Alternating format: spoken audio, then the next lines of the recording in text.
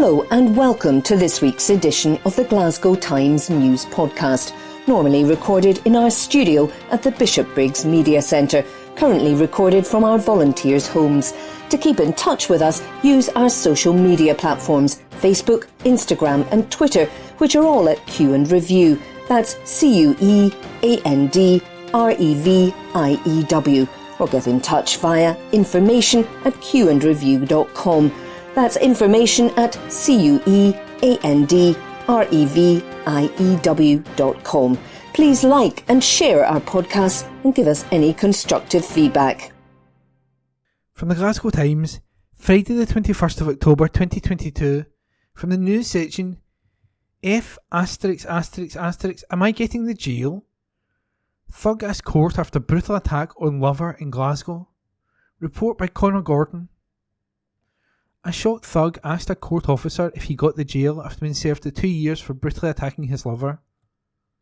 Stefan Cassidy, 29, turned on the woman at her home in Glasgow's Oatlands on August 6, 2021. The hospital porter struck after she tried to stop him driving following a drunken argument. Cassidy, of Livingston, West Lothian, got on top of the woman and choked her before biting her on the face. The victim was left with a permanent wound to her scalp. Cassidy pled guilty at Glasgow Sheriff Court to assaulting the woman to her severe injury and permanent disfigurement. Sheriff Tony Kelly told him, "In relation to the circumstances before me, there is nothing to justify your conduct. This was a sick attack on a vulnerable person, which resulted in an injury she will have for the rest of her life. There is no other sentence available other than a period of imprisonment." As the security officer went to cuff Cassidy, he asked, "Am I getting the jail?" He was heard to say F*** as the red-faced thug was led to the cells. The court heard earlier that Cassidy and the woman were in a relationship for a year.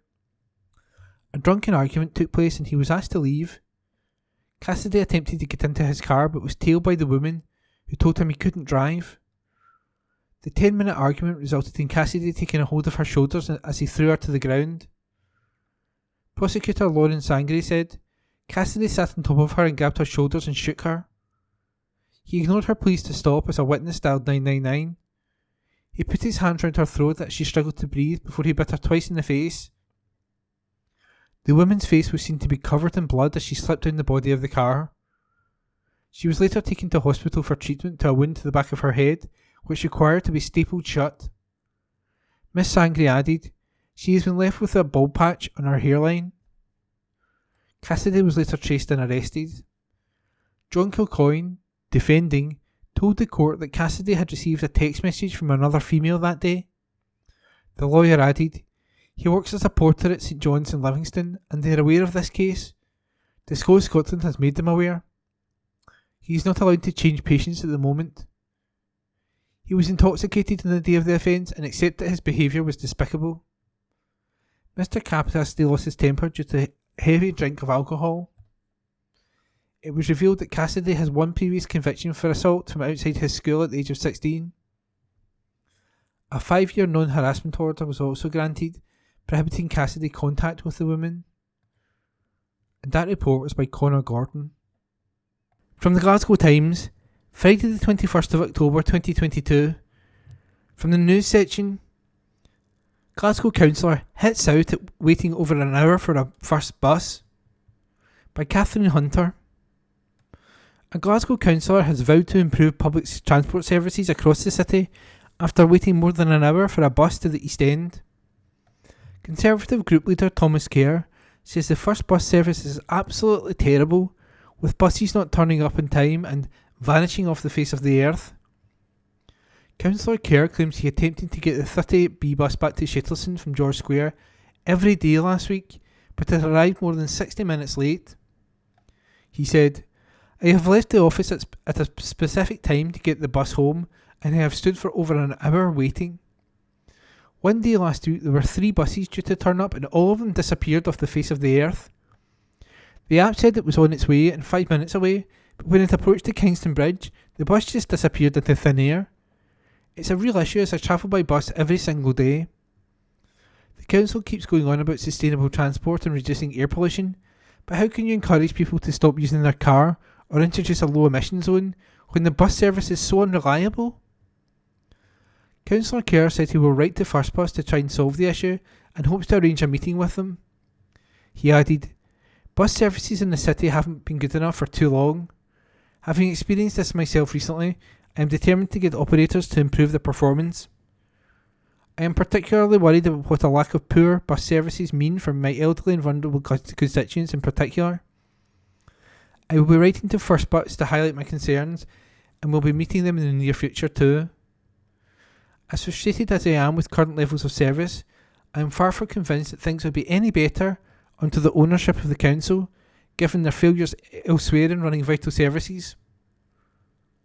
Glasgow City Council has confirmed it is still focused on exploring all options for bus governance. A council spokesperson said, "Through our transport strategy, we are committed to achieving world-class public transport for all users in Glasgow and for the system to be integrated and accessible to encourage greater patronage and to reduce reliance on cars.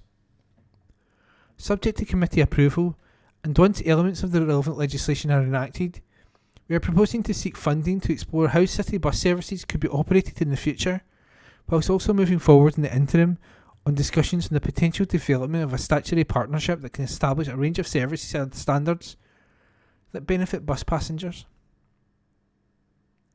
A spokesperson at First Bus added, "We recommend that Councillor Thomas Kerr gets in touch with us to discuss this matter in further detail. We'd be happy to speak with him." And that report was by Catherine Hunter. From the Glasgow Times, Friday the 21st of October 2022, from the news section, "Man due in court in connection with assault on Glasgow's Argyle Street." Report by Nicole Mitchell. A man is due in court in connection with an assault in the city centre. Cops were called to Argyle Street at around 10:40 p.m. on Tuesday night, following a report of a 27-year-old man being assaulted. A 39-year-old man has been arrested and charged in connection with the incident. He is expected to appear in court at a later date. A Police Scotland spokesperson said, "Around 10:40 p.m. on Tuesday, October the 18th, 2022, police were called to Argyle Street in Glasgow following a report of an assault on a 27-year-old man. A 39-year-old man has been arrested and charged in connection with the incident. He is expected to appear at court at a later date." And that report was by Nicole Mitchell. From the Glasgow Times, Friday the 21st of October 2022, from the news section, "ScotRail confirms widespread disruption due to further RMT strike action." By Nicole Mitchell. "Train services will face widespread disruption when the RMT trade union members take part in strike action next week. ScotRail has confirmed there will be a very limited number of services operating on a small number of routes on Saturday, October 29. It will be the second day of strike action by ScotRail General Grades RMT members, following industrial action on Monday, October the 10th, and as a result of the trade union's rejection of an improved pay offer made by ScotRail.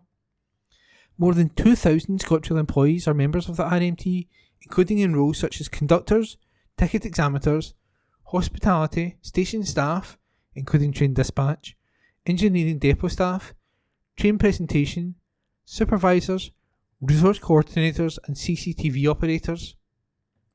On the day of the strike action, ScotRail has confirmed that it will only be able to operate a limited service from 7:30am to 6:30pm on the following three routes: Milngavie to Edinburgh Waverley via Glasgow Central Station low level, half hourly service; Glasgow Central to Lanark, hourly service; Glasgow Central to Lark Hall, hourly service.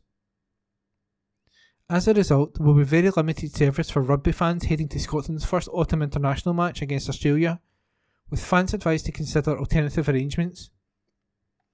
ScotRail members of the RMT's general grades are also currently taking part in an overtime and rest working day ban as part of the action short of a strike. This has seen some daily cancellations across ScotRail network since Friday, October the 14th, as the train operator requires rest day working in overtime while recruitment continues. David Simpson, ScotRail's Service Delivery Director, said, "We're really disappointed that the dispute with the RMT remains ongoing, given the strength of an improved pay offer ScotRail made. Further strike action has a damaging effect on the railway's recovery at a time when we should be encouraging more people to travel. Instead, our customers have been severely impacted by our staff losing out through lost wages. Regrettably, we won't be able to operate the vast majority of our services on Saturday, October the 29th, and customers should expect significant disruption to services due to the large proportion of ScotRail staff who are members of the RMT trade union. We're advising customers, including rugby fans intending travelling to Scotland's first autumn international at Murrayfield, to seek an alternative means of transport and to only travel by train if they really need to. We remain open to resolving this dispute. Earlier this week, Network Rail members of the RMT trade union announced they will take part in 24-hour strike action on Thursday, November the 3rd, Saturday, November the 5th, and Monday, November the 7th. This dispute does not involve ScotRail staff. However, it will have a major knock-on effect on the train operator's ability to provide services, as the RMT planned action will involve Network Rail staff in Scotland. ScotRail is now assessing the impact this will have on its services and will update customers as soon as possible. You can find out more on the ScotRail website, scotrail.co.uk. And that article was written by Nicole Mitchell. From the Glasgow Times, Friday the 21st of October 2022, from the news section, exclusive: Woman hits out after food waste repeatedly dumped in Glasgow's Richmond Park. This article is by Esther Tarnay. A resident has hit out over food waste being repeatedly dumped at a city park. In response to Lisa Gillen's complaints, Glasgow City Council has since erected warning signs around Richmond Park. Ms Gillen, from Oatlands, founded Friends of Richmond Park 6 months ago in response to her concerns about the upkeep of the beauty spot. For more than 7 months, she claims, food waste has been regularly left at the south side green space, causing issues. Leftovers, including big lumps of cooked pasta and chicken, full pizzas, large quantities of bread rolls, and rotten fruit and vegetables, have been found at the park. The 49-year-old said, "It's been going on for a long time, unfortunately, and it's just so frustrating. It has been going on for most of the year. There have been a few individuals coming into the park and dumping food waste on a bigger scale than just feeding the birds. I keep missing the person who's doing it, but I'm presuming it's a local person or business, but, without evidence, I cannot say who it is. This is why I started Friends of Richmond Park group, so that the space has some accountability, and people know there is something here to stop this happening. The group aims to maintain the park and keep the council on their toes and make sure they're aware of what is going on. They are mostly concerned that the excessive amount of food will attract animals to the park and discourage locals from using it." Ms Gillen added, "It's attracting other wildlife. There is now an influx of seagulls nesting in the park, which are defecating there, and it is becoming quite unsightly." After the group put forward ideas such as signs and CCTV to deter the behaviour, Glasgow City Council has now placed warnings in the green space. The yellow signs read, "Fly tip waste being investigated in this area. Please report offenders to Glasgow City Council." A spokesman for Glasgow City Council said, "Fly tipping is an environmental crime, and dumping waste in a park known for its wildlife is completely unacceptable. We were aware of the fly tipping incident that's been highlighted, and our environmental health staff has visited the park to investigate. If anyone has any information on who was responsible for fly tipping in Richmond Park, they can contact our environmental health staff in confidence. The dump waste has been cleared by our staff. We also advise members of the park not to feed the birds found in the park. Bread is certainly not part of a bird's diet and also attracts vermin to the park." Despite the issues surrounding the dumping, Ms Gillen is hopeful that the community can come back together and look after the green space once again. Next week, she's meeting with the council to officially get her group recognised as a Friends of Richmond Park group, which will ensure more leeway of decision making and planning. She added, "There are lots of good things happening in the park, but sadly, because of this, they are not getting recognised. For example, the Model Boat Club has been in the park for nearly 50 years, and they do a lot of good work in the park. They look after the swans and wildlife." And that report was an exclusive by Esther Tarnay. From the Glasgow Times, Saturday the 22nd of October 2022, from the news section, Man dies after falling from building on Almada Street in Hamilton, by Nicole Mitchell. A man has died after he fell from a building. Emergency services were called to Almada Street in Hamilton yesterday at around 3:35 p.m. following the incident. The 35-year-old was pronounced dead at the scene. Officers have confirmed his death has not been treated as suspicious. A post-mortem examination will take place to establish the exact cause of death. A report will be sent to the Procurator Fiscal. A Police Scotland spokesperson said, around 3:35 p.m. on Friday, October the 21st, a 35-year-old man fell from a building in Almada Street, Hamilton. He was pronounced dead at the scene. A post-mortem examination will take place in due course to establish the exact cause of death, which has not been treated as suspicious. A report will be submitted to the Procurator Fiscal. And that report was by Nicole Mitchell. From the Glasgow Times, Saturday the 22nd of October 2022, from the news section, 2 charged after £20,000 worth of drugs found in flat on Wimble Wynd in Renfrew. Report by Nicole Mitchell. 2 people have been charged after £20,000 worth of drugs were found in a flat in Renfrew. Acting under warrant, officers searched the property on Wimble Wynd at around 10 a.m. on Thursday, October the 20th. The drugs, with an estimated street value of £20,000, were recovered along with a 5-figure sum of money and a significant amount of high-value jewellery. A man, 31, and woman, 27, had been arrested and charged in connection with the find. They were due to appear at Paisley Sheriff Court yesterday. A report has been submitted to the Procurator Fiscal.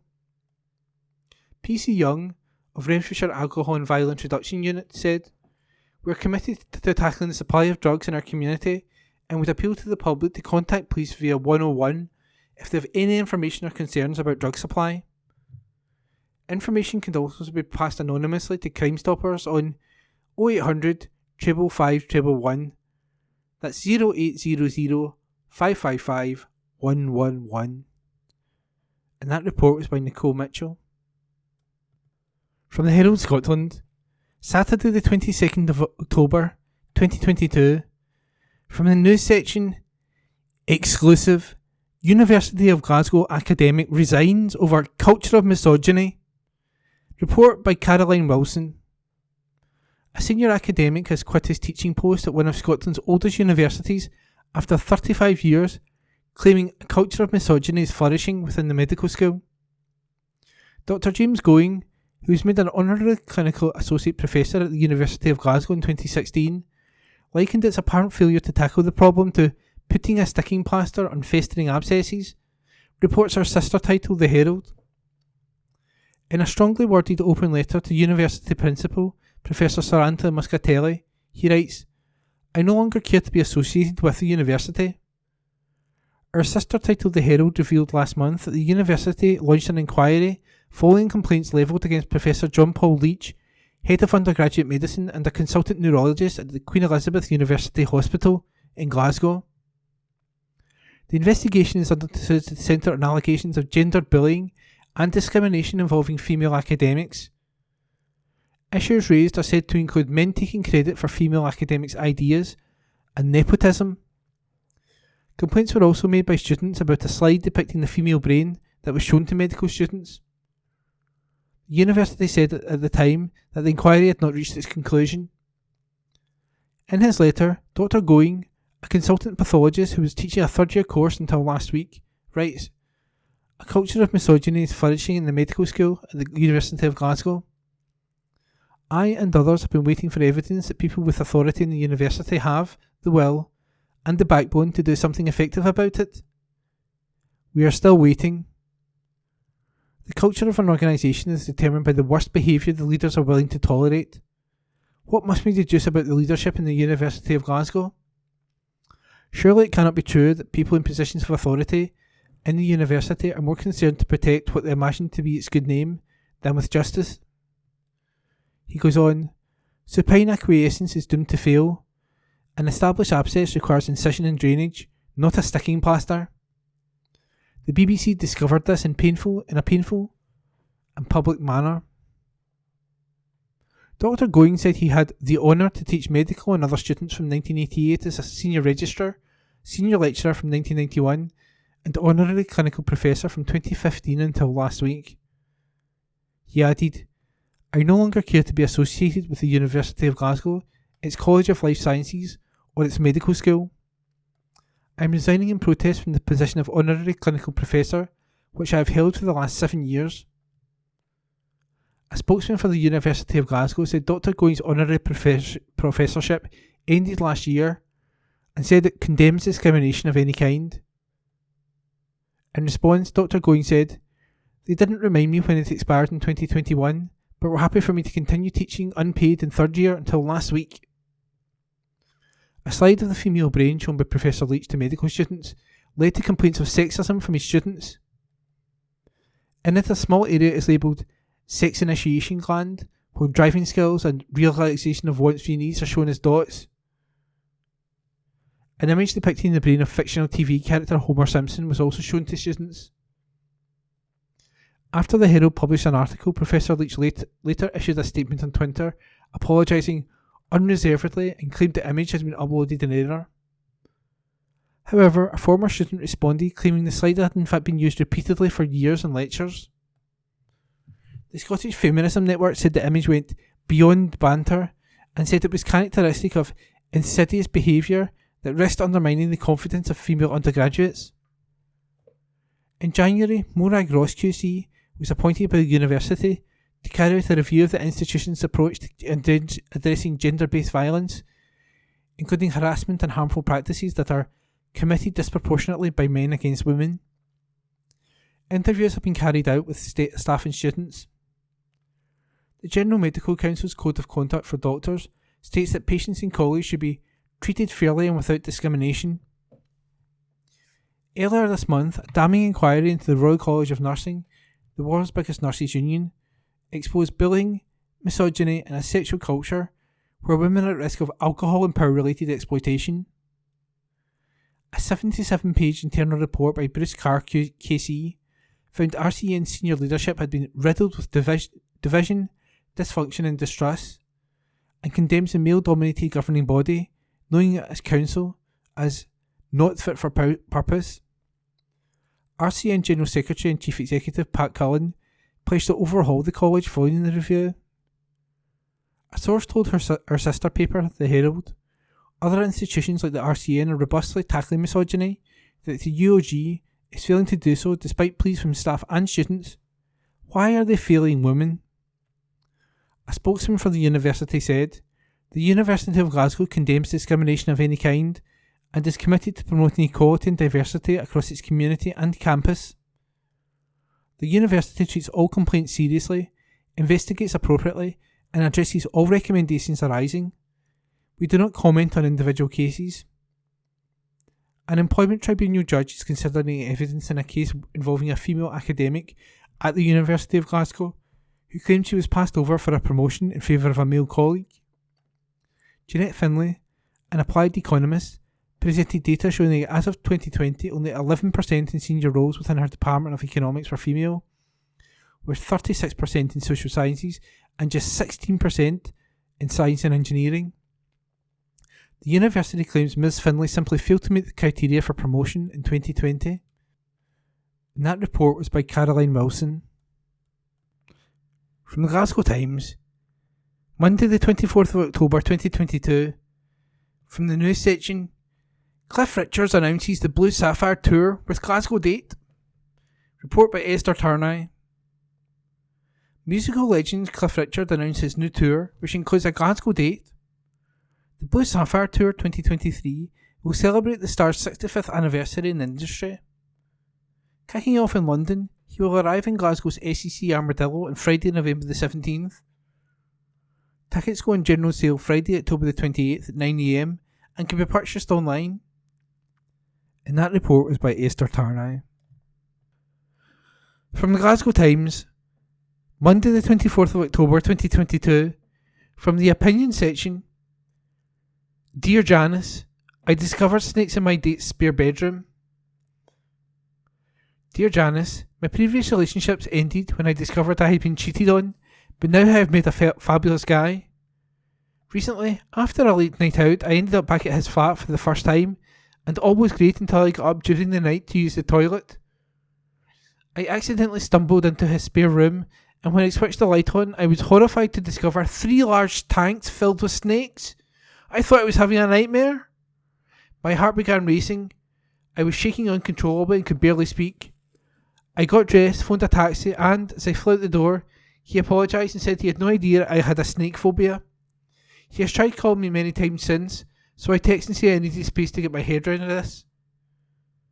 I know for a fact that I can never set foot in his flat again, and how can I ever be close to him knowing these reptiles have slithered all over him? I get ill just thinking about it. I am so upset because I really like him and angry that he never thought to mention such a massive thing. Rocks. Dear Rocks, what is a massive thing to you isn't necessarily a massive issue to anyone else. Your phobia is an excessive and debilitating fear which causes you tremendous anxiety. But it is your phobia, not his. That said, it has caused a massive rift in our otherwise promising relationship. Thankfully we don't come across snakes, the reptile kind, often in this country, so I can imagine how shocked you must have been. Chances are he would have mentioned them in the morning, but you beat him to it when you left his bed and went off-piste only to discover them for yourself.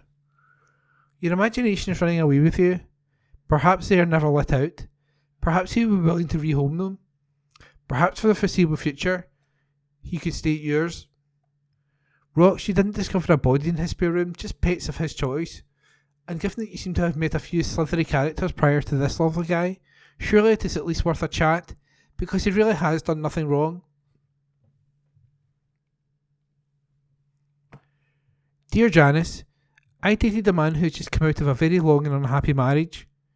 Within weeks he told me he loved me and that I was what had been missing in his life all these years. According to him, I was a breath of fresh air. I thought he was a bit full on, but reckoned he was just happy to start living again, as he put it.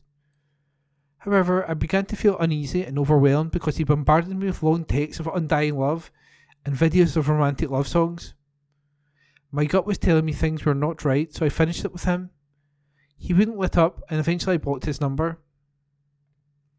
3 weeks later, I hear he is with another woman whom he is apparently very much in love with, and she's also what's been missing in his life all these years. I feel relieved to get shot of him so quickly, but I'm baffled as to why men behave like this. I mean, many people would never find their true love, but he found it twice in a month. Marion. Dear Marion, this man is not in love. He is in yet another rebound relationship.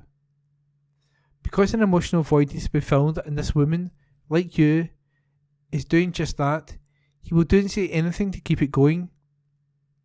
Many men don't have a social network of support in times of turmoil, so the answer is to quickly move on and try and fill the huge vacuum left by their previous relationship. Therefore, they quickly seek out a partner to focus their attention on, sexually and emotionally.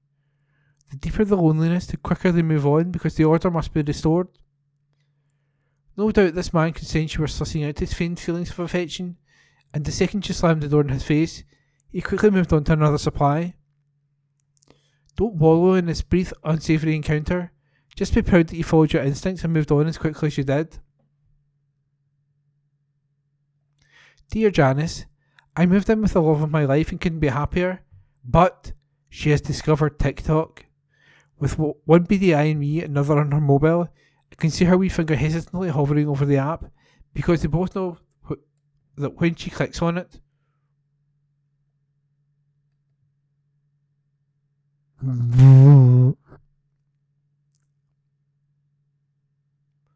with one beady eye on me and the other on her mobile, I can see her wee finger hesitantly hovering over the app, because we both know that when she clicks on it, our time together is lost. I am not the needy type, but this habit is beginning to get right on my nerves. How can I get her to stop? M. Dear M, you need to figure out how to replace the dopamine rush she gets from social media, and as you're in the honeymoon period, it shouldn't be difficult. Her habit needs to be broken, so agree set times and, if need be, watch it together. Talk to her. She's likely unaware of how much time she's wasting and how much it annoys you. Good luck. And that was today's Ask Janice problem page. From the Glasgow Times, Monday the 24th of October 2022, from the news section, DVLA warning to UK drivers over expired licences. Report by Joshua Serrell. Almost 1 million UK drivers risk a £1,000 fine, the Driver and Vehicle Licences Agency, DVLA, has warned. More than 900,000 drivers have failed to renew photocard licences which expired in the past year, an investigation has found. The figure, which represents 2% of all drivers, was obtained by the PA News Agency following a Freedom of Information request and revealed 926,000 people had licences that became out of date on September the 3rd. A small proportion of the 926,000 are likely to have stopped driving without notifying the DVLA. Some 2.5 million drivers renewed their photocard after it had expired or within 56 days of the expiry date in the past year. Driving entitlement normally remains until someone reaches 70, after which they must renew their licence every 3 years to stay on the road. But photocards must be renewed every 10 years to ensure the images are true likeness of the driver. Expiry dates are displayed in section 4B in front of cards. Failing to return an expired licence to the Driver and Vehicle Licensing Agency, DVLA, is an offence under the Road Traffic Act 1988 and can be punished with a fine of up to £1,000. Philip Gom of the RAC Foundation said, "There are good reasons to keep licences up to date beyond the basic legal requirement. They are also a widely accepted form of ID and will certainly be required if you're ever stopped by police. Renewal also provides the opportunity for people to assess whether they are still fit to drive, and we think there's an argument for linking a compulsory eye test to the process to make sure we all remain safe on the road, though government should help keep costs as low as possible for motorists." When you do renew because of private websites, which offer to help with the application but charge an extra fee for doing so, the DVLA advises people to renew it on its official website as the quickest and cheapest method. Applications cost £14 and are usually processed within 5 days. Third-party websites charge additional fees. Postal renewals cost £17, while doing it at the post office is a £21.50 fee. A DVLA spokeswoman said, "We encourage customers to use gov.uk as applying online, that's gov.uk, is the quickest and cheapest way to renew their photocard driving licence. If you stop driving altogether, you should inform DVLA and return your licence rather than keeping it as a form of out-of-date photo ID." And that report was by Joshua Serrell. From the Glasgow Times, Monday the 24th of October 2022, from the news section, Glasgow Post Office in Ridley to reopen under new management. Report by Esther Tarnay. A post office in Glasgow is due to reopen tomorrow. The Ridley office will operate with a new postmaster at the previous location of Best 1, 250 more Smithycroft Road. It is due to reopen tomorrow at 1 p.m, restoring service to the community. The opening hours will be Monday to Friday from 9:15 a.m. to 5 p.m. Scott Hamilton, Post Office Network lead, said, "We are delighted to be restoring post office services to the Ridley, as we know how important a post office is to our community." The branch closed temporarily in December 2021, following the resignation of the postmaster. Now a new owner has taken over the store and has been appointed as postmaster. And that report was by Esther Tarnay. From the Glasgow Times, Monday the 24th of October 2022, from the news section, Johnny Depp to come to Glasgow with Hollywood Vampires on UK tour. Report by Esther Tarnay. Film star Johnny Depp is coming to Glasgow as part of a supergroup. Hollywood Vampires, consisting of rock legends Alice Cooper, Johnny Depp and Aerosmith Joe Perry, with guitarist Tommy Henriksen, announced their UK return with a July 2023 tour. With special guest Caesar and the Tubes, the self-described best band in the world will play tribute to the great lost heroes of music and their own original material, released on their studio album Rise. Performing classics by the likes of The Doors, Love, AC/DC and the rest, plus of course Alice and Aerosmith's hits, the band was voted the best performance of 2018 at London's Wembley Arena on our last UK journey. The stars will come to the Oval Hydro on Wednesday, July the 12th. Tickets go on sale on Friday, October the 28th at 10 AM online. Alice Cooper said, "Well, it's already been 3 years since the vampires have toured because of COVID. Also, Johnny has his movies, Joe's in Aerosmith, and I'm in Alice Cooper, so we'll have to look at that whole thing and see when we can get a month or two off when we can go on tour. And we're going to be doing that next summer coming up, 2023. I can't wait to get back with the guys. I really love being in that band. My band is great and wonderful, but playing with the vampires is an entirely different situation. I don't necessarily do any theatrics at all. I'm just the lead singer in a band, and the band just happens to be one of the best bands around. It'll be great to see Johnny and Joe and Buck and Chris and all the guys. We'll be rocking these places, especially the UK. I can't wait to get to the UK. Lock your doors, put garlic all around because the vampires are coming." And that report is by Esther Tarnay. From the Glasgow Times, Monday the 24th of October 2022, from the news section, man hospitalised after crash on Clydeside Expressway in Glasgow. Report by Esther Tarnay. A man was taken to hospital following a collision on a major Glasgow road. Emergency services were called to the Clydeside Expressway at Finnisan Street off-ramp just before 8 AM this morning. Traffic Scotland warned drivers as the road was closed for around 1.5 hours. It has now been reopened. A Police Scotland spokesperson said, "We were called at around 7:55 AM on Monday, October the 24th, to a report of a one-car crash on the A814 Clydeside Expressway westbound. The driver was taken to the Glasgow Royal Infirmary to be checked over."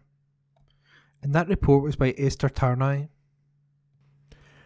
From the Glasgow Times, Monday the 24th of October 2022, from the news section, Royal Mail stamps without barcode will be unusable within 100 days. By Rebecca Carey. Royal Mail has issued a 100-day warning to customers as it phases out stamps without a barcode. Customers have been warned that their first and second class stamps will be unusable from January 31st, 2023, as Royal Mail introduces a new system. The reinvented stamps feature a barcode which will allow you to watch videos, messages and much more information, all available in the Royal Mail app. Themed, commemorative and non-barcoded Christmas stamps will still be usable after the deadline and will remain unaffected by the change. Royal Mail urges customers to use their first and second class stamps before deadline. Royal Mail has said that the barcode will help to introduce added security features and pave the way for innovative services for our customers. It added that the barcode will also help to introduce added security features and pave the way for innovative services for our customers. If you can't use the older stamps by January the 31st deadline, you will be able to exchange them for newer barcoded ones, free of charge. Royal Mail is yet to confirm an end date for when the older stamps can be swapped. Its advice is not connected to the change of monarch following the passing of Queen Elizabeth II in September. Further details on the launch of stamps featuring King Charles III are expected to be made at the appropriate time after consultation with the royal household, the Royal Mail has said.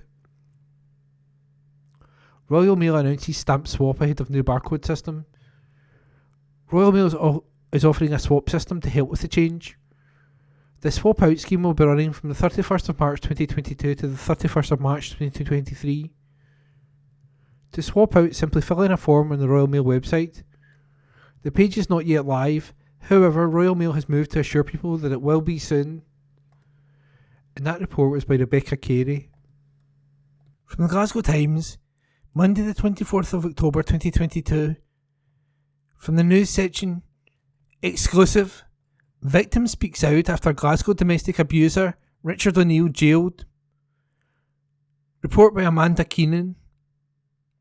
A courageous victim of a domestic abuser has told how she thought she was going to die during a horrific campaign of torment lasting 4 years. The brave woman, whose identity we are protecting, was subjected to daily beatings and threatened with a knife by evil Glasgow man Richard O'Neill. She spoke of her relief after going to court last week to watch O'Neill be handed a 6-year prison sentence, as well as being ordered to stay away from her for the next decade. The 29-year-old was found guilty of a string of violent assaults and was also convicted of carrying an axe in Colina Street, Glasgow. Speaking exclusively to the Glasgow Times, the woman, from Mary Hill, told her cracks started to appear weeks into the relationship. She said, "He was lovely at first, but it soon turned into a complete Jekyll and Hyde character. He presented himself as a nice guy to everyone, but behind closed doors he was a monster. He became controlling and aggressive quite early in our relationship. He then started drinking heavily, and at that point the violence started. Pretty quickly the attacks became more frequent. Sometimes he would choke me to the point where I was on the brink of blacking out, and then he'd punch and kick me. He called me all sorts of names, spit on me and bite me. He would push and pin me to a wall before punching me. I'd beg him to stop, but nothing could appease him. One time I was left with a damaged shoulder and pleaded with him to get me help, but he didn't care what he was doing or the pain I was in. It was all about control. When he wasn't hitting me, he would emotionally abuse me. He would take my money and dictate every aspect of my life. I wasn't allowed to see my friends or family, and on the odd occasion I did manage to leave my flat, he would call or text and demand to know my whereabouts. He would accuse me of being unfaithful and steal money to stop me from being able to get anywhere." The woman told how the abuse she suffered at O'Neill's hands from May 2017 until February 2021 has taken its toll both mentally and physically. She added, "I was living in constant fear. I realised he could quite easily have killed me. There were moments where I thought that was what he was going to do." The 29-year-old finally found the courage to report O'Neill to the police. She is now trying to rebuild her life, and the trauma has seen her diagnosed with post-traumatic stress disorder. She says she felt she had to attend the High Court in Paisley to watch her tormentor finally sentenced, after he was found guilty of the catalogue of crimes against her following a trial. She said, "I'm glad he will be kept away and not able to hurt me or anyone else. His arrogance in court and throughout the trial shows he has no remorse and hasn't learned a thing. He is evil and a very dangerous man. I'm grateful to the police who assisted me, and I don't think I'd be alive if they hadn't given me the support I needed at the time." O'Neill's victim says she hopes that by speaking out to other women will find the strength to stand up for themselves. She added, "I hope that other women who are in abusive relationships feel encouraged to report it because the courts will take it seriously. What he did to me was horrific. I'm speaking out to make women aware of what he's capable of and to let them know there is a way out if they put their trust in police and courts. He's a monster who has destroyed my confidence and ability to trust anyone. I truly believe he will never change. He only cares about himself." O'Neill was convicted of a string of domestic abuse offences and appeared for sentencing on Thursday via video link from HMP Inverness. Defence agent Gary Allen, KC, told the court that O'Neill had been a model prisoner and added that he was studying Italian behind bars. He said, he plans to get into employment, which he's never had an issue gaining once he's released. He has no intention of contacting the accused in any way, shape or form and wishes to move forward. He wants to lead a settled life once released, and I invite the court to exercise leniency that may allow him to do so in the future. Passing sentence, Temporary Judge Sean Murphy, KC, said, "A custodial sentence is the only one that is appropriate for the seriousness of the crimes. Reports show you have stopped smoking and drinking and are continuing to improve your education in prison. However, you've been convicted of serious crimes that resulted in the accuser enduring physical and psychological harm over a long period of time." O'Neill's 6-year sentence was backdated to February 2021 when he was first taken into custody. He is also prohibited from contacting, approaching or communicating with his victim after the imposition of a non-harassment order, which is in place for 10 years. And that report was by Amanda Keenan. Evening Times, October 24. The Matha Wardrobe column. Urgent action needed to reverse the loss of nature. Biodiversity loss is increasing. This is due to change of land use, the impact of climate change, pollution, invasive species, and the exploitation of natural resources. Scotland has one of the most degraded natural environments in the world. World Wildlife Fund's Living Planet Report 2022 revealed that global wildlife populations have shrunk by 70% in the last 50 years. Scottish wildlife populations have fallen by 24% since 1994. This comprehensive report highlights that we are in the midst of a biodiversity and climate crisis. Scottish Green councillors are supporting investment in nature restoration, including native woodland planting and regeneration, restoring our peatlands, and creating new wildflower meadows. Scottish Greens in government are working on the solutions to the nature crisis. There is commitment to the transformational change that is needed to restore our natural environment. Scottish Greens co-leader Lorna Slater, MSP, has announced a new £2.9 million package of funding measures to accelerate Scotland's response to the nature emergency. This provides support for ambitious plans to restore Scotland's under-threat Atlantic rainforests and the expansion of nature networks. More support is available for local communities across Scotland to create and restore woodlands and wetlands. Specific resources are available to help restoration projects all over the country, including the Clyde Climate Forest in Greater Glasgow. There are local community rewilding projects providing opportunities for people to connect to nature. They offer opportunities to get outdoors, to explore, and appreciate the natural environment all around Glasgow. Through practical work, people are planting trees and improving green spaces such as public parks, school grounds, vacant land, and community gardens. Local groups have created community orchards for learning, sharing food, and relaxing. Many people are able to benefit from the harvesting of apples, pears, plums, and damsons.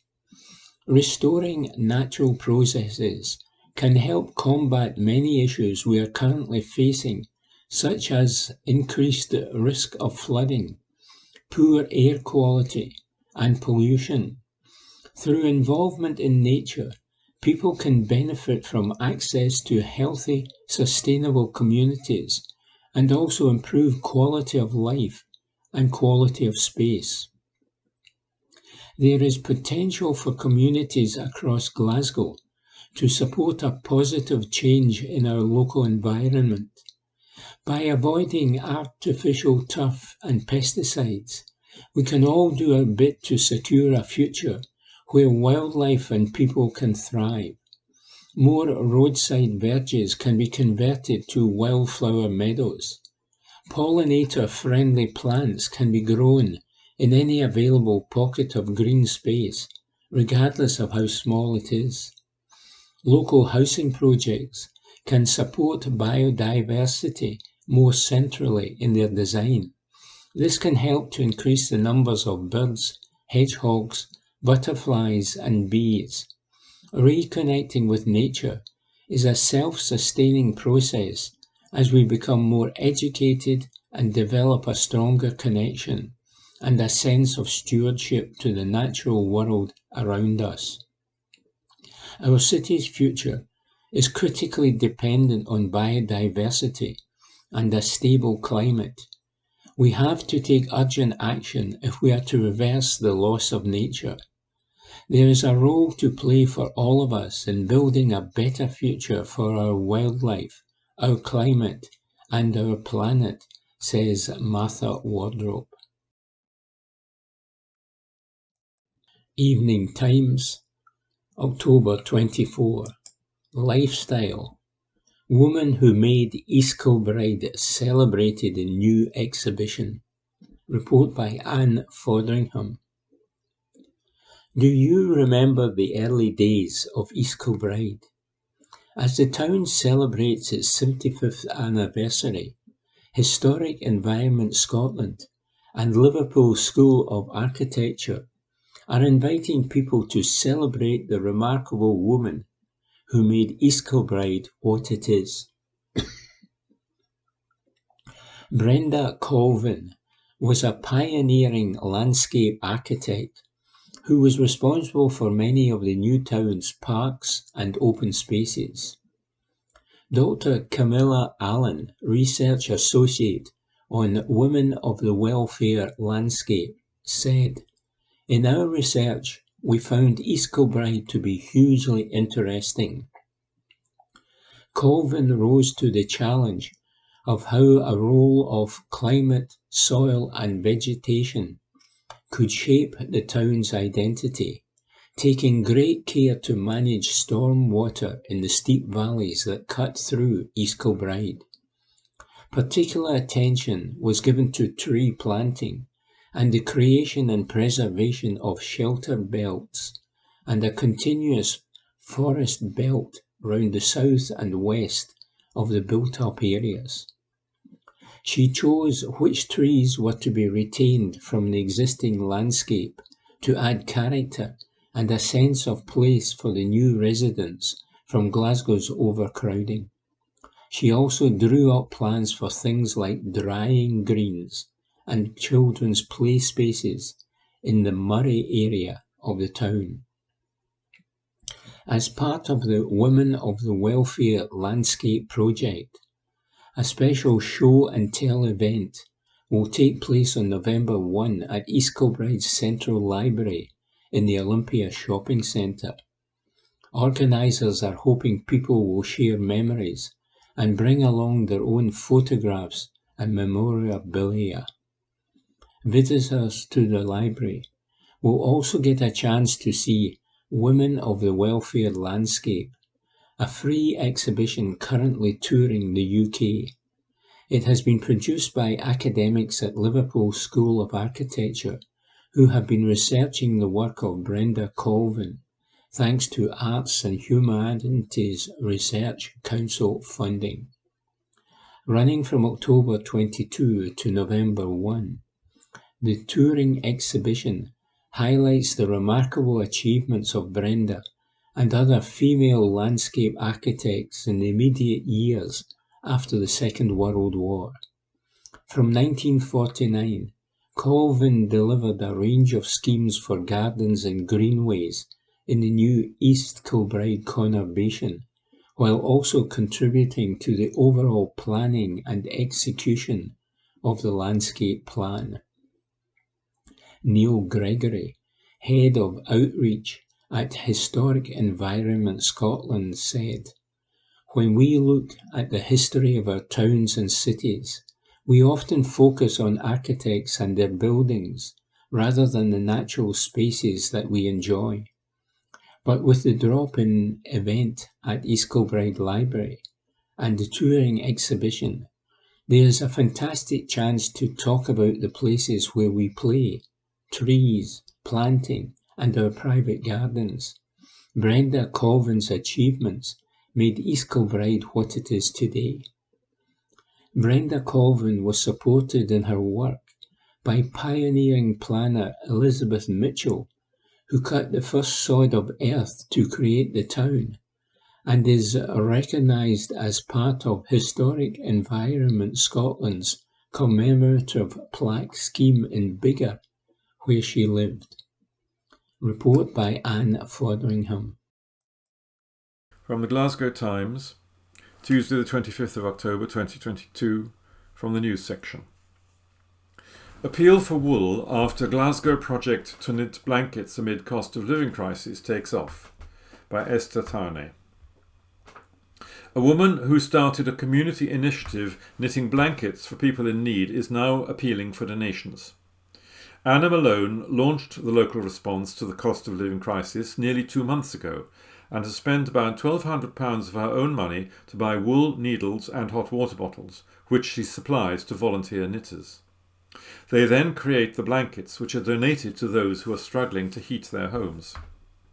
While overwhelmed with the kindness of the participants, the 69-year-old is now worried she won't be able to finance the project.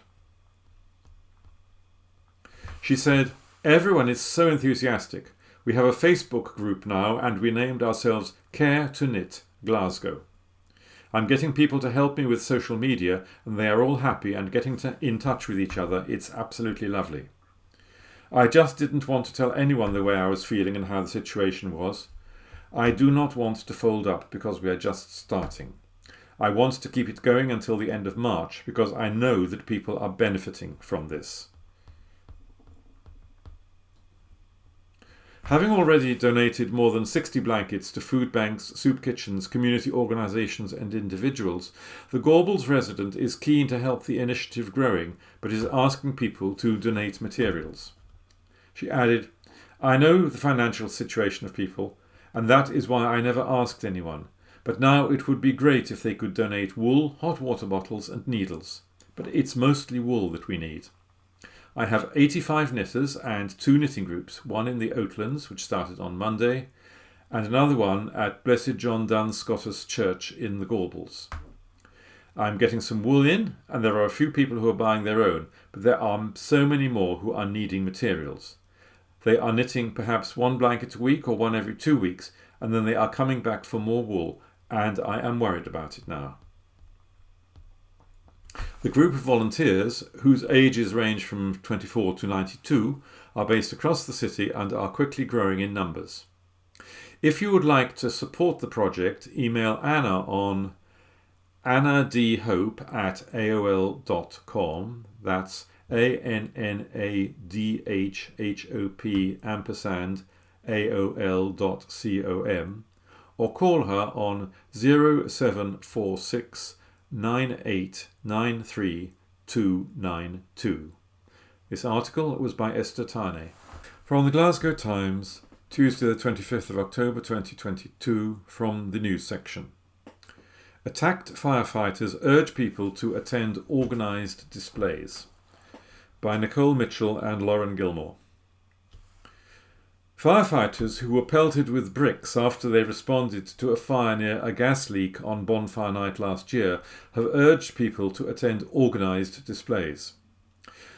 Crew Commander Glenn Reid and his colleagues from Cumbernauld Community Fire Station in Lanarkshire were pelted with bricks and stones after they started to extinguish the blaze on Friday, November the 5th, 2021. Mr. Reid said he and his colleagues from the Scottish Fire and Rescue Service couldn't actually believe it after youths started to attack them. "We had to retreat back to the fire appliance where the vehicle then came under attack. We realised we couldn't get out of the street because it had been blocked off with wheelie bins. Police attended the scene and the youths ran away," he said.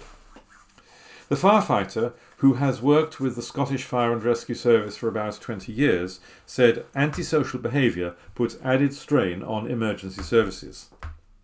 "Someone could have been seriously hurt, and this kind of behaviour puts an added strain on emergency services. As we get closer to Bonfire Night this year, we'd urge people to always go to an organised event," he said. 3 of Mr. Reid's colleagues received minor injuries during the incident in Cumbernauld.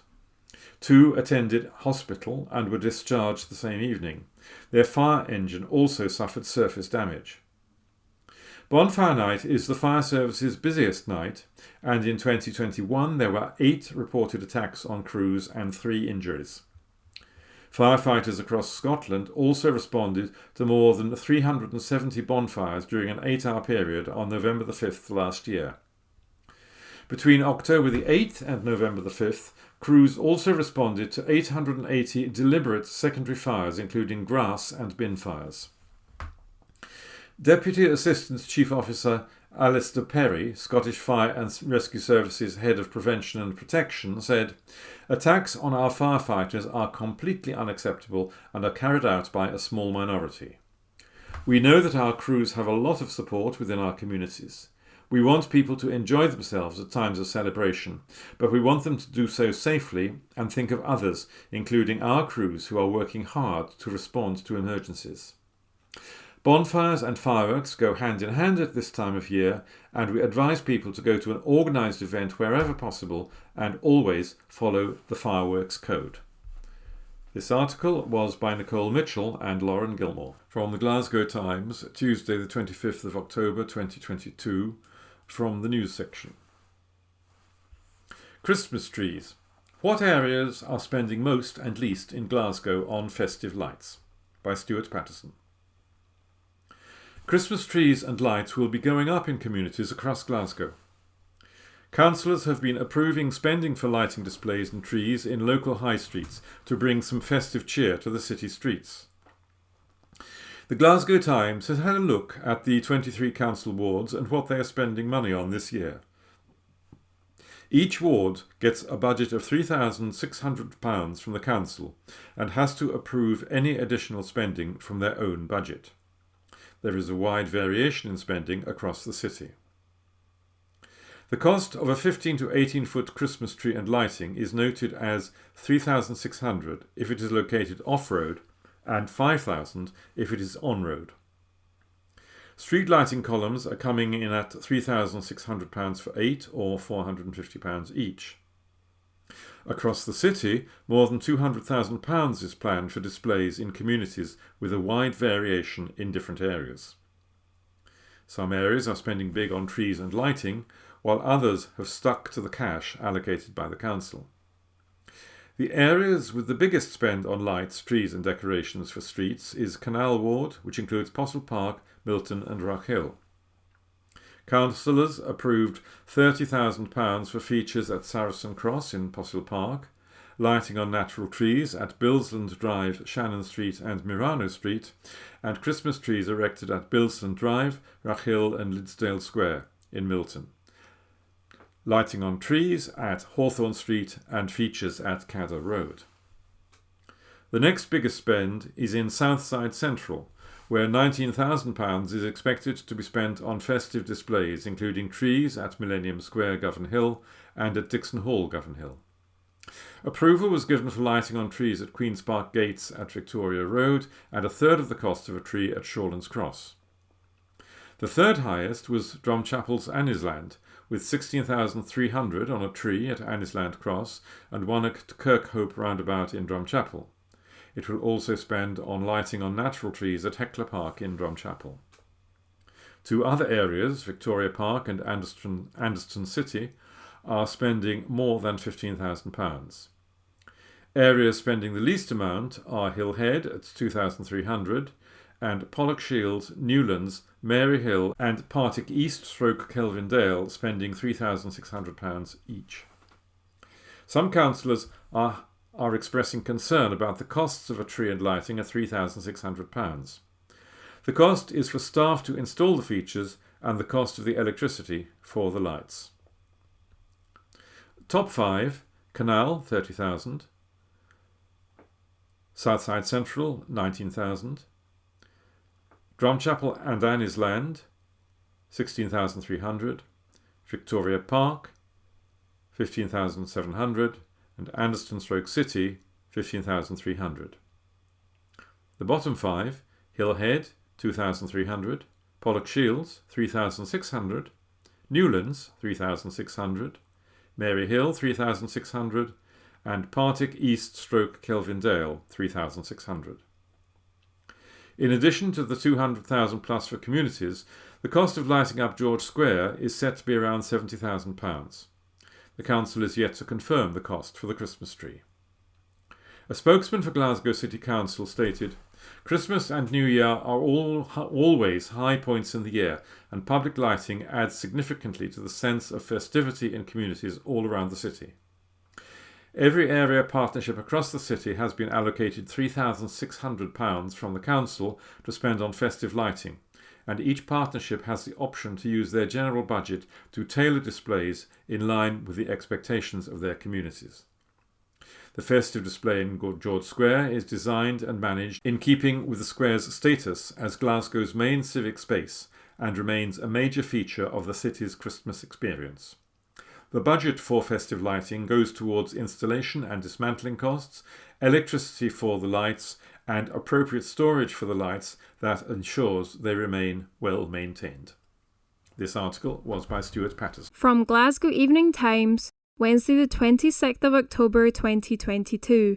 Good gelato is essential. Exciting new sweet spot coming soon to Glasgow. By Marissa McWithard. An exciting new gelato shop is set to open in Glasgow later this year. La Gelatessa on Nithsdale Road in the south side is a new venture for professional gelato maker Chiara Piracini Partington and her husband Dave. Chiara said, being Scots-Italian, having access to good gelato is essential. Once you've tried the good stuff, it's not worth wasting your time on anything else.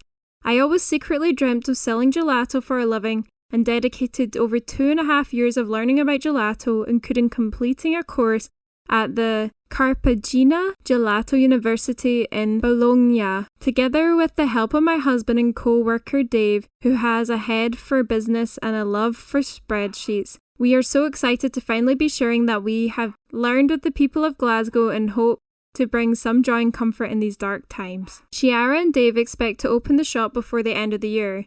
Chiara said, "Winter is a funny time to be opening a gelateria. We know, but people forget that ice cream is comfort food, which we all crave when temperatures drop. Our premium gelato and sorbetto will be made fresh every day using only natural and, where possible, locally sourced ingredients. No premixes will be found in our kitchen. Scotland has an abundance of high-quality produce, which I intend to let shine through the gelato.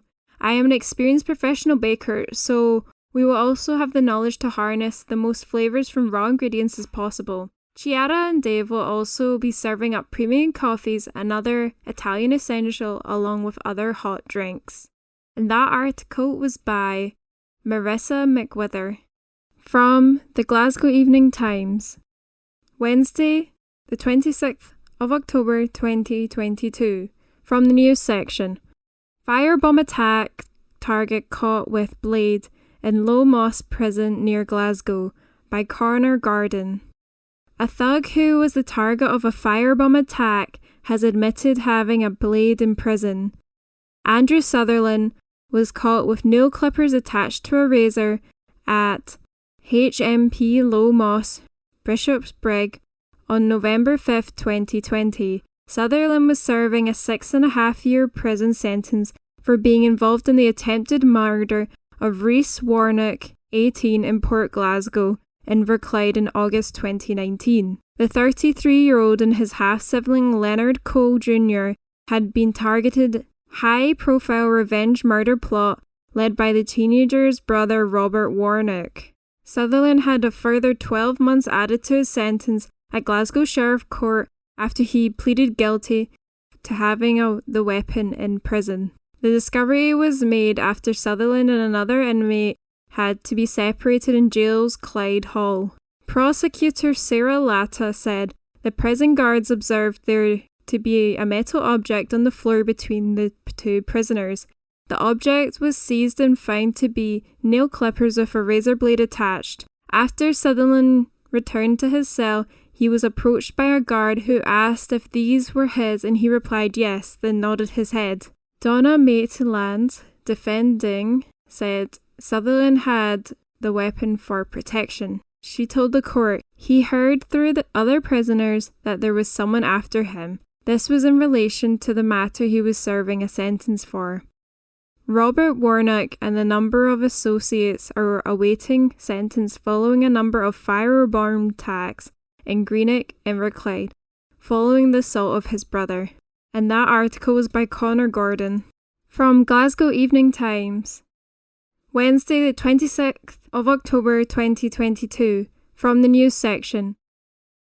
Glasgow homeless shelter to protest in new plea for indoor venue for food kitchen before winter, by Stuart Patterson. A charity has called again on the council to help it to find an indoor location for its work providing food for people before the winter. Homeless Project Scotland operates its food kitchen outside under Highlandman's Umbrella Bridge in Argyle Street 3 nights a week. Hundreds of people are fed on site and given food to take away. But the charity says people are queuing in the cold and rain and is looking for help in finding a building where people can sit inside and be warm and dry. Its kitchen and store under the bridge is also cramped. Colin McEanes, chairman of the charity, said it has been offered to look at 2 premises but said they were not suitable. One at Cadogan Square in the west of the city centre and close to the Kingston Bridge on ramp to the M8 is in an area that is very quiet and empty at night. The charity said it was in an unsafe location and access to the premises was not suitable. Another, the St Francis Centre in Garbles, was rejected and now operating as a council warm bank welcome centre. Glasgow City Council said it is working with the charity but has limited premises available. Mr McGaines said, "We viewed the site at Cadogan Square. We were concerned about safety. Our opinion is this is not safe and appropriate for our service users to come here with their children and family as many do." One of the charity's volunteers, Isabel, looked around outside the Cadogan Square building with Mr McEanes and another staff member. She said, "I wouldn't feel safe walking here at night." Mr McEanes said the charity would lose volunteers if it accepted the premises. He added, "How can the council think this is suitable? It's insulting to offer this building. We can't say yes to somewhere that's going to make people unsafe and where volunteers don't want to come."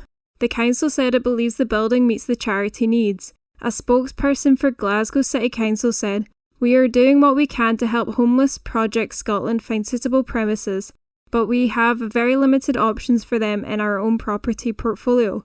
2 properties have been offered to Homeless Project Scotland as possibilities, but these were both declined. Property at Cadogan Square remains available, which we believe would meet most of the charity's requirements and where issues identified by HPS could be overcome. These premises are available to Homeless Project Scotland on a temporary basis for a nominal £1 rent if they wish to continue searching elsewhere for a permanent base. The council said it has been asked the charity for its specific requirements in size and location to help it locate somewhere. The spokesperson added, "The council's community assets transfer scheme, People Make Glasgow Communities, has also been highlighted to the charity to allow them to express an interest in taking on community venues around the city. We are aware that Homeless Project Scotland has been reaching out to other property holders in the city, and we encourage them to take the broadest possible approach in terms of their search.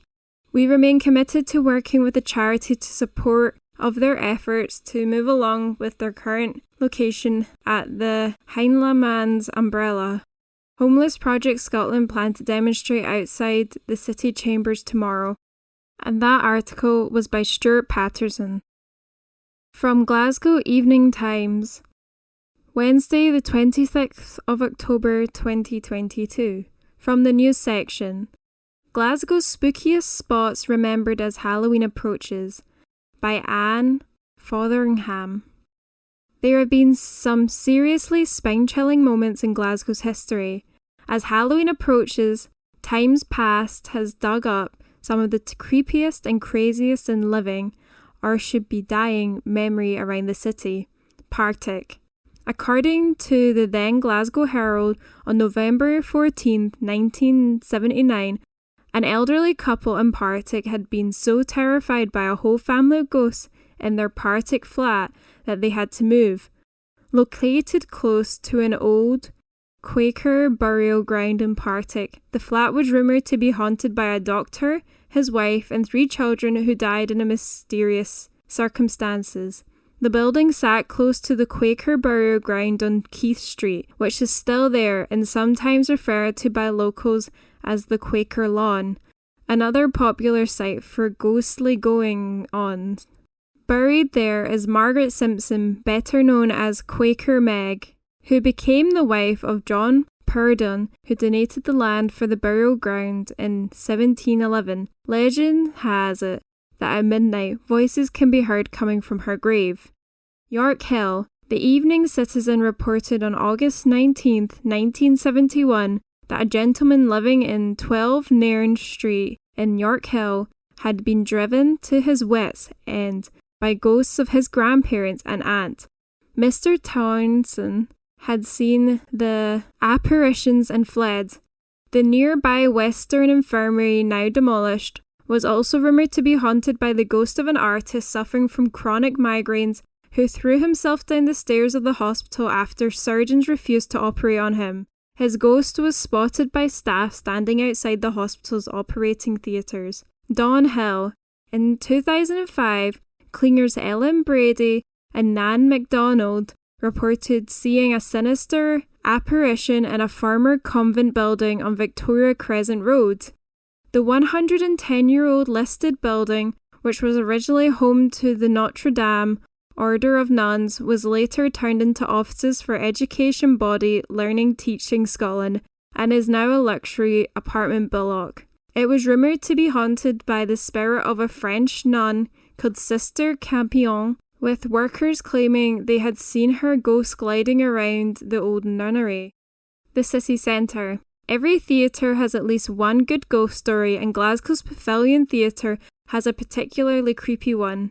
Over the decades, audience members and staff in upper stalls have reported the scent of perfume and the occasional glimpse of a ghost, reputed to be a dancer who died when her dress caught fire.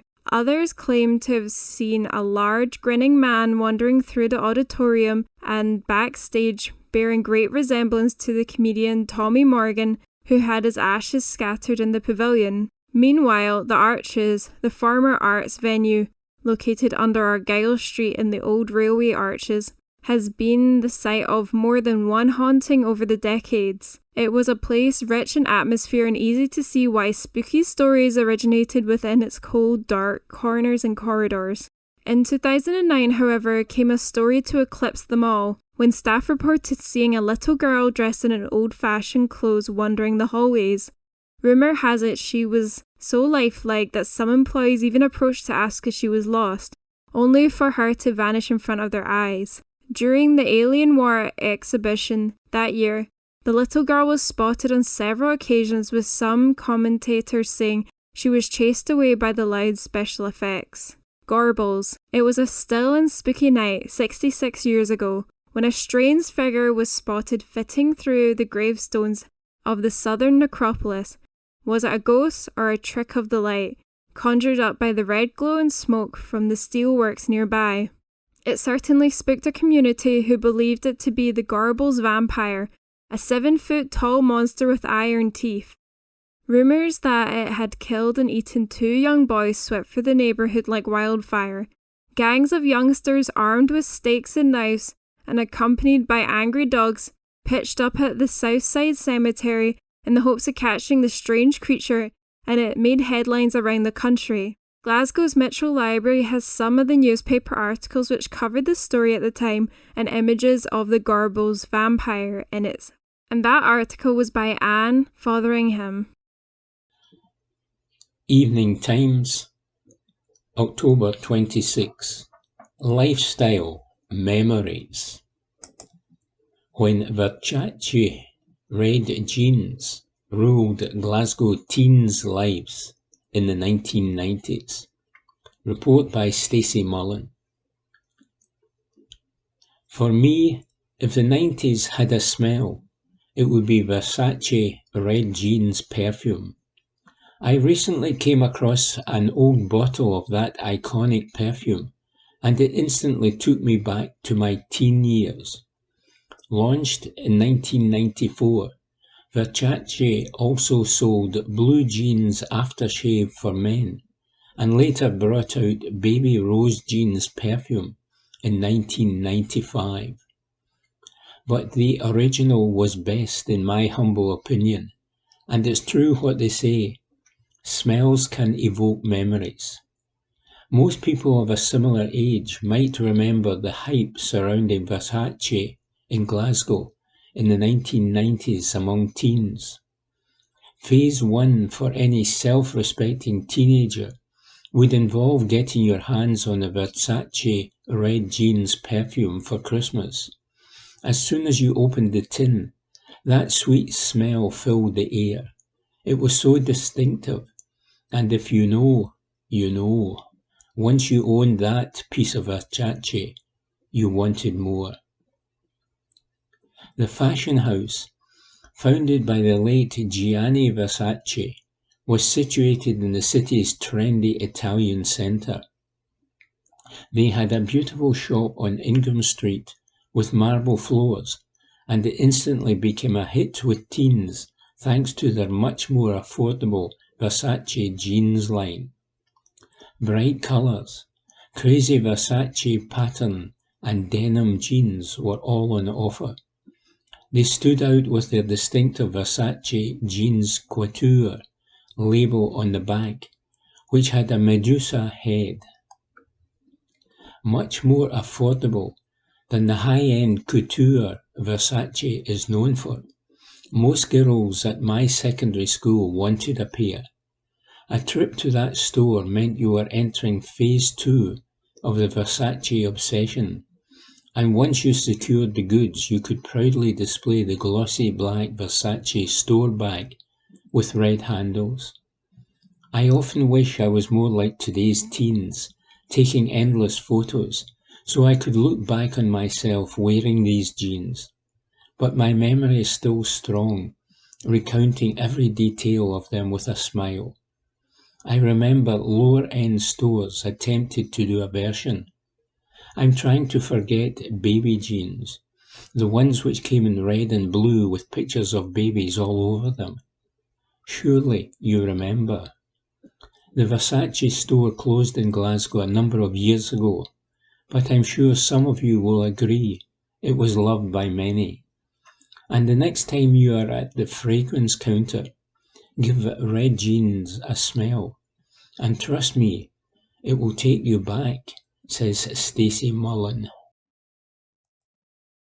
And that was this week's Glasgow Times news podcast, normally recorded in our studio at the Bishopbriggs Media Centre, currently recorded from our volunteers' homes with the publisher's kind permission. Thanks for listening.